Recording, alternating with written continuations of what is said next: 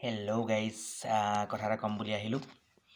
এইকেইদিন আপোনালোকে চাগে খুব অনুভৱ কৰি আছে, ভূমিকম্প আহি আছে অলপ অলপকৈ, মাজে মাজে অসমত আহিয়ে থাকে। বহুতে এইটোক লৈ মিমছ বনাই আছে বা বহুতে মানে এনেকুৱা চিন্তা কৰি আছে কিবা এটা ডাঙৰ কিবা ঘটনা হ'ব নেকি। 3.5, 4.5, 2.5, 3.2 এনেকুৱা ধৰণৰ ৰিক্টাৰ স্কেলৰ ভূমিকম্প আহি আছে। তো ইয়াতে কথা এটা কওঁ, আমি যিহেতু ভূমিকম্প এটা প্ৰৱণ এৰিয়াত বাস কৰোঁ, গতিকে আমাৰ ইয়াত ভূমিকম্প অহাটো স্বাভাৱিক কথা। আৰু সৰু সৰু ভূমিকম্প অহাটো আমাৰ কাৰণে ভাল কথা, কাৰণ আমাৰ যিটো পৃথিৱীৰ অন্তৰ্ভাগত যিমানখিনি শক্তি মানে সোমাই আছে, সেইবোৰ লাহে লাহে আপোনাৰ শক্তিবোৰ নিৰ্গত হৈ থাকে, যোনফালে সুৰুঙা পাই ওলাই যায়।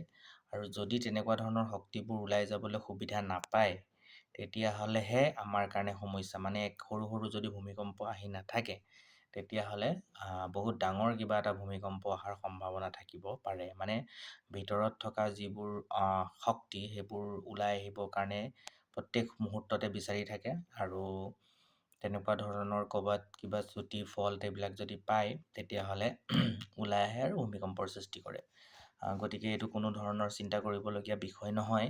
সৰু সৰু ভূমিকম্প আহি থকাটো এটা ভাল কথা, যে ডাঙৰ ভূমিকম্প এটা সহজে বা সোনকালে নাহে। আৰু যদি বহু বছৰ ধৰি সৰু সৰু ভূমিকম্পবোৰ নহয়, তেতিয়াহ'লে এটা কথা মনত ৰাখিব যে আমাৰ যিহেতু আমি ভূমিকম্প প্ৰৱণ এৰিয়া এটাত বাস কৰোঁ, আৰু খুব ডাঙৰ ভূমিকম্প আহিব পাৰে। এতিয়া কথা হ'ল, আমাৰ ভূমিকম্পবোৰ আমাৰ ইয়াত কিয় হৈ থাকে। আমি যিহেতু ইণ্ডো ইউৰেছিয়ান প্লেট আৰু আমাৰ ইণ্ডিয়ান আপোনাৰ বাৰ্মিজ প্লেট, এনেকুৱা ধৰণৰ এটা জাংচনত আমি বাস কৰোঁ।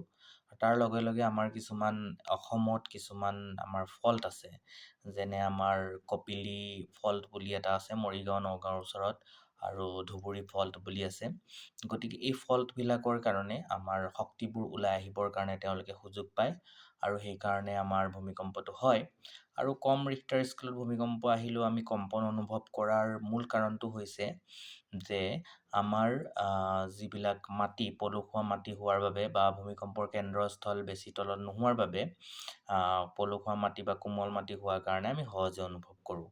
আৰু পৃথিৱীৰ পৃষ্ঠৰ পৰা প্ৰায় 200 কিলোমিটাৰ পৰ্যন্ত ভূমিকম্প আহিব পাৰে, গতিকে বা ভূমিকম্প সংঘটিত হ'ব পাৰে। আৰু এই ভূমিকম্পবোৰ বিভিন্ন কাৰণত সংঘটিত হ'ব পাৰে, আৰু কিন্তু আমাৰ অসমত বা আমাৰ নৰ্থ ইষ্টত বিশেষকৈ টেক্টনিক কাৰণৰ কাৰণে বা ভূতাত্ত্বিক কাৰণৰ কাৰণেই ভূমিকম্পবোৰ সংঘটিত হৈ আছে।